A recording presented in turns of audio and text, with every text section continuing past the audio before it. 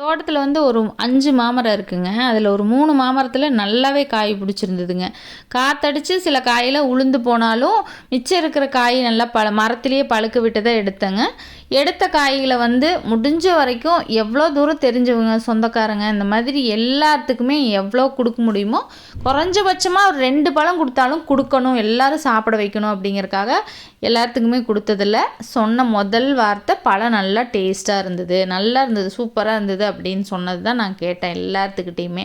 அதே மாதிரி 2, 3 குட்டீஸ் பார்த்தீங்கன்னா, மாம்பழமே சாப்பிட மாட்டேன்னு இருந்த குட்டீஸ் எல்லாம், "இந்த மாம்பழம் டேஸ்ட்டா இருக்குது" அப்படின்னு சொல்லி சொன்னாங்க. எங்க பக்கத்து வீட்டு பையனே வந்து, "அத்தை சூப்பரா இருக்குதுங்க அத்தை, மாம்பழம் டேஸ்ட்டா இருக்குது" அப்படின்னா.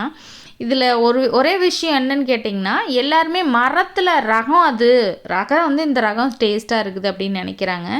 அது கிடையாதுங்க. உண்மையான காரணம் என்ன அப்படின்னு கேட்டிங்கன்னா, எந்த விதமான ரசாயன உரமும் நம்ம குடுக்காம, ஒரு மரத்த இயற்கையா காய்க்க வச்சு, இயற்கை உரம் மட்டும் குடுத்து, அத காய்க்க வச்சு, பழுக்க வச்சு சாப்பிடும்போது, இந்த ருசி தானாவே வருங்க. இது மாம்பழத்துக்கு மட்டும் கிடையாது, எல்லா உணவு பொருளுமே